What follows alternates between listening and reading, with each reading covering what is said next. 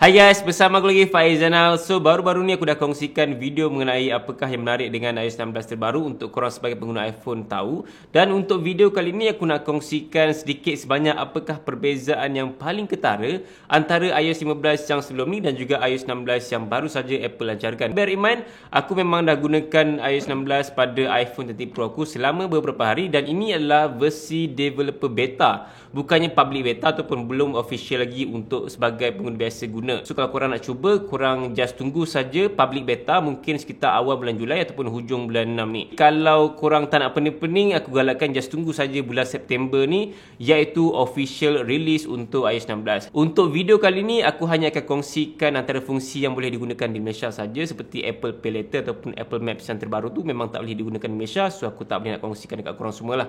So kita akan go through dekat apakah perbezaan antara iOS 15 dan juga iOS 16 dan pengalaman aku sebagai pengguna iOS 16 pada iPhone 13 Pro. Okay, let's talk about it.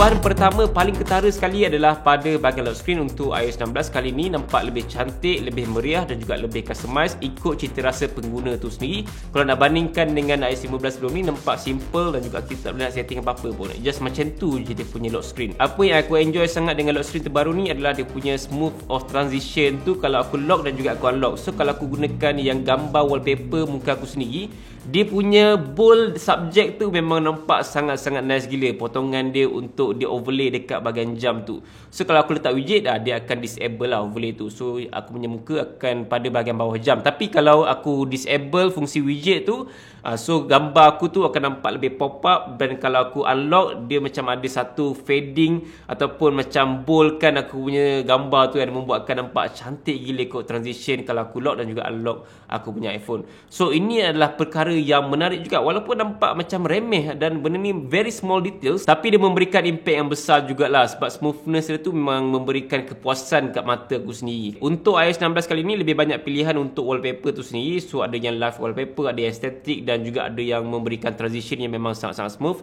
Macam gambar bumi tu kalau kita lock dan juga unlock, dia akan tunjukkan gambar bumi sebulat. Tapi kalau kita slide saja ke bahagian homepage, dia akan ikut dengan transition yang sangat-sangat smooth dan juga dia macam seamless gila kot. So aku memang suka gila dengan dia punya smoothness of transition tu sendiri. So itu adalah antara pembaharuan yang paling besar yang Apple lakukan untuk iOS 16. Tapi kalau korang tengok bahagian homepage tu memang tak ada pembaharuan yang ketara sangat pun.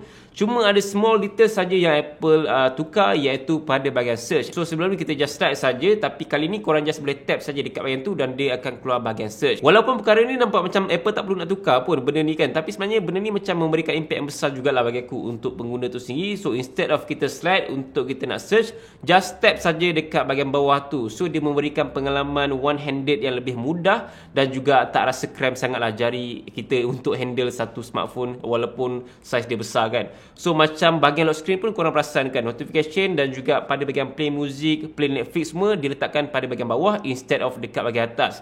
So dia lebih memudahkan untuk kita handle smartphone dengan hanya satu tangan dan juga ibu jari saja instead of pegang dua tangan ataupun instead of kita macam gerakkan ibu jari ke bahagian atas untuk kita nak play ataupun nak tengok notification dan sebagainya. So itu adalah antara improvement paling besar kot aku rasa pada bahagian lock screen dan juga homepage untuk iOS 16 kali ni. Cuma untuk pilihan korang nak tap aplikasi tu, still korang nak kena gerakkan jari jugalah untuk ke bahagian atas, even nak tarik notification, control center dan sebagainya. Seterusnya pembaharuan yang Apple lakukan untuk bahagian Face ID adalah korang boleh unlock iPhone korang secara horizontal. So before this, untuk kita nak unlock iPhone, kita kena pastikan yang phone kita menegak ataupun vertical macam ni. Tapi untuk iOS 16 kali ni, korang boleh unlock walaupun phone korang keadaan secara horizontal macam ni. So masa tengah tengok Netflix, tiba-tiba terlock kan, so korang tak perlu nak gerakkan, just tekan dan dia akan unlock. Cuma untuk fungsi ni buat masa ni hanyalah available untuk orang yang tak gunakan mask saja. So kalau korang gunakan mask, dia takkan detect untuk unlock. So mungkin benda ni bugs ataupun mungkin in future Apple akan enable lah. Tapi untuk unlock Face ID secara vertical ataupun menegak macam ni, still boleh unlock walaupun gunakan mask lah. So benda tu tak ada masalah pun, cuma secara horizontal saja tak boleh gunakan mask. Tapi kalau buka mask, boleh unlock secara horizontal. Satu perkara yang aku perasan untuk bahagian dia punya lock screen tu, basically korang tak perlu nak lock dan juga unlock untuk nak customize dia punya bahagian lock screen ataupun wallpaper. Kalau korang dah pergi ke bahagian homepage dia, korang just slide saja dekat bahagian notification bar dan korang just boleh customize saja terus dekat situ. Just hold saja dan slide ataupun tekan customize untuk nak tukar segala jenis interface untuk lock screen korang. So basically lock screen dan juga bahagian notification bar adalah perkara yang sama. Seterusnya banyak jugalah yang Apple improve dekat bahagian aplikasi messages ni, dan paling aku suka sekali adalah fungsi visual lookup. Korang just boleh hold saja dekat gambar yang ada subjek ataupun objek yang secara jelas korang boleh nampak. So hold je dekat subjek tu, macam gambar aku ni, aku akan pergi ke bahagian messages dan aku boleh paste terus kat situ, aku boleh send dekat orang tu. Dan gambar tu dia macam format stiker ataupun PNG lah. Dia bukannya the whole gambar yang korang ambil tu, tapi dia just fokus dekat subjek ataupun objek saja. Tapi buat masa sekarang ni aku dah cuba hanyalah untuk messages saja, tak boleh dekat WhatsApp, Telegram dan sebagainya, tak boleh. So maybe in future akan available lah dekat aplikasi WhatsApp terutamanya kan. Dan seterusnya adalah fungsi detection. Detection ni dia membolehkan untuk kita bercakap dan iPhone ni akan type sendiri tanpa kita sentuh dia punya keyboard untuk dia tulis apa yang keluar dekat mulut kita lah. So kita tak perlu nak type pun, just tengok dan cakap je. So memang very easy kan. So now I'm testing detection features on iOS 16 iPhone 13 Pro. Wow, amazing. And I think everything feels so smooth. There's no major bugs. Okay, baiklah. Sekarang ni saya cuba untuk bercakap dalam bahasa Melayu pada iOS 16 iPhone 13 Pro. Titik. Jarak. Walau bagaimanapun, saya merasakan bahawa detection untuk iOS 16 kali ini memang menarik. Betul tak? Korang rasa bagaimana? Anda rasa bagaimana? So far fungsi detection untuk messages ni memang kebanyakannya very accurate seperti mana yang aku cakap sendiri, tapi still ada few words yang dia tak translate dengan betul. So aku rasa untuk orang yang very fluent in English, mungkin okey lah dia akan accurate untuk ditranslate kepada keyboard tu sendiri kan. So aku rasa agak menarik juga. Maybe in future akan ada banyak lagi improvement untuk bahagian detection ni sebab dia macam fasa awal lagi kan. Selain tu, antara pembaharuan yang paling menarik sekali adalah korang dah boleh edit balik message yang korang dah hantar dekat penerima tu. So misal kata macam tertypo ataupun salah tulis apa semua, just tekan saja edit dan penerima tu akan nampak perubahan pada mesej yang korang hantar tu. Cuma dia nak kena pastikan yang dia juga menggunakan iOS 16 yang terbaru, bukannya iOS 15. Kalau dia gunakan iOS 15, dia tak akan nampak perubahan pada mesej yang korang edit tu. Kalau korang semua perasan, banyak jugalah improvement yang Apple lakukan pada bahagian messages kali ni untuk dia nak push pengguna untuk gunakan messages instead of gunakan aplikasi yang lain. So macam WhatsApp tu aku rasa memang susah jugalah kita nak transition, nak tukar kepada messages yang gunakan dekat iPhone saja kan. Seterusnya pada aplikasi Photos, kalau korang perasan dekat bahagian recently deleted dan juga hidden ada simbol lock, which is kalau korang nak buka kena unlock menggunakan Face ID. So tak boleh suka-suka untuk orang nak buka bahagian deleted dan juga hidden tu. So ini adalah antara penambahan untuk fungsi yang ada pada Photos. Dan kalau korang buka pada bahagian gambar yang korang dah ambil, ada setting baru pada bahagian atas sekali. So ada macam satu toggle yang korang boleh buka kat situ dan ada setting untuk korang adjust date, time. In fact, korang boleh convert daripada gambar live photo kepada video yang pendek. So video pendek tu pun kalau korang convert, dia akan keluar bunyi juga. Yang terakhir sekali adalah bahagian privacy. So aku nampak yang Apple memang sangat menitik beratkan soal privacy and security pengguna iPhone diorang sendiri, dan banyak improvement yang Apple lakukan untuk privacy iOS 16 kalau nak bandingkan dengan iOS sebelum ni. So kalau korang masuk pada bahagian setting pun nampak nama dia pun dah berubah sikit, dia tambah privacy and security, dan masuk saja bahagian privacy and security tu ada penambahan fungsi digelar sebagai safety checks. So masuk pada bahagian safety check tu ada dua fungsi yang digelar sebagai emergency reset dan juga manage sharing and access. So pada bahagian emergency reset tu korang boleh stop share dengan orang yang korang pernah share sebelum ni dan juga revoke access dengan aplikasi yang korang pernah share sebelum ni. Dan dia juga boleh tukar password Apple ID kita, boleh review balik account security dan juga boleh add ataupun remove balik emergency contact. Dan untuk bahagian yang manage sharing and access ni pun korang boleh stop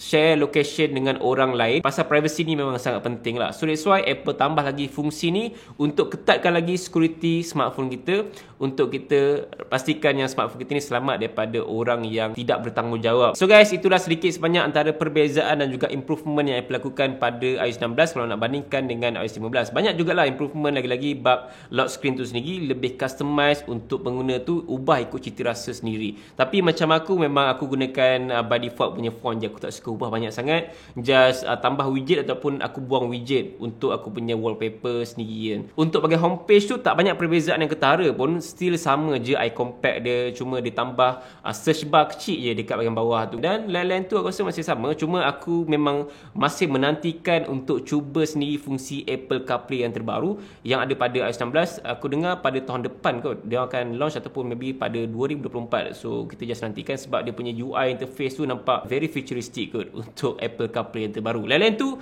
aku rasa masih sama, cuma paling banyak improvement privacy dengan messages juga yang aku rasa memang sangat membantu untuk pengguna iPhone sendiri. Yang fungsi lain tu aku nampak hanyalah minor upgrade saja. Dan setakat hari ni bila aku dah gunakan iPhone 13 Pro dan juga iOS 16 versi developer beta 1, memang ada jugalah few bugs yang aku rasakan. Lagi-lagi untuk battery life dia memang terasa kau battery life tu dia makan banyak. Lain-lain tu aku rasa tak ada bugs yang ketara sangat pun. Untuk dia punya smoothness tu memang terasa ok, tak ada lagging. And apps pun so far kebanyakan apps yang biasa aku gunakan macam Twitter, WhatsApp, Instagram, CMB Click, Settle, Touch 'n Go Wallet, main game Mobile Legends dan sebagainya, memang tak ada apps crash, tak ada lagging, tak ada sangkut-sangkut apa semua. Cuma untuk Mobile Legends masa first aku masuk game tu dia tak ada bunyi tau, tapi lepas saja aku clear dia punya apps dan aku masuk balik beberapa kali, okey je bunyi dia. So maybe dia macam stuck ataupun ada bug sikit situ. Satu perkara yang aku perasan, tak pasti sama ada perkara ni adalah bugs ataupun mungkin perubahan yang aku lakukan pada iOS 16, iaitu bahagian rotation screen tu. So biasanya sebelum ni kalau kita buka YouTube ataupun Netflix, kita tekan landscape mode, dia akan pergi ke bahagian kiri kan, tapi kali ni opposite pula, dia akan pergi ke bahagian kanan. So aku macam janggal juga mula-mula sebab biasanya kalau aku buka video YouTube and aku nak layan landscape, aku akan pergi macam ni terus kan, tapi kali ni dia terbalik pula, dia akan pergi ke bahagian kanan. So aku nak kena pusing macam ni. So position untuk jari nak tekan volume button tu rasa macam lebih kekok sikit. Bahagian jari aku pun rasa macam susah nak capai volume button instead of pada bahagian kiri macam ni. Aku punya ibu jari lebih rasa selesa untuk tekan volume button ataupun nak silent dan juga nak ring. So aku rasa perubahan ni mungkin perubahan yang aku susah nak terima sikit lah, tapi lama-lama mungkin akan lebih selesa. Tak pastilah sama ada perubahan ni adalah perubahan yang kekal ataupun maybe bugs pada iPhone aku saja. But ya, itu satu perkara yang aku notice juga untuk iOS 16 pada iPhone 13 Pro. Buat korang semua yang nak cuba iOS 16 versi developer beta ni, korang hadapi benda yang sama tak macam aku? Dan kalau korang ada bugs lain lagi yang korang hadapi, korang just tinggalkan saja dekat bahagian komen ni, okay? Dan aku ada dengar jugalah dia mengatakan bahawa banking apps macam RHB, Maybank2U ada isu apps crash dan ada few lagi apps. Tapi setakat hari ni untuk penggunaan aku sendiri tak ada crash untuk apps yang biasa aku gunakan macam CMB Clicks and Twitter, WhatsApp, TikTok dan banyak lagi aplikasi yang biasa aku gunakan. Tak ada apps crash, tak ada lagging dan juga everything feel smooth saja. Cuma itulah battery life dan ada a few things yang sedikit saja berbeza macam rotation tadi kan. So guys, aku rasa itu saja sedikit sebanyak pengalaman aku menggunakan iOS 16 pada iPhone 13 Pro ni, dan dalam next video nanti insyaAllah aku akan kongsikan lebih details lagi tentang fungsi menarik lain lagi yang maybe Apple akan tambah ataupun improvise lagi untuk korang gunakan dalam masa hadapan nanti. Dan insyaAllah dalam bulan 9 ataupun bulan 10 nanti kot aku akan release another video fungsi menarik iOS 16. Dan kalau korang ada penambahan features lain lagi, korang just tinggalkan saja dekat bahagian komen. Dan macam biasa, kalau korang suka dengan video ni ataupun korang rasa yang video ni bermanfaat, tekan subscribe, komen dan juga share dekat kawan-kawan semua, okay? Jumpa lagi dalam video. Assalamualaikum. Bye.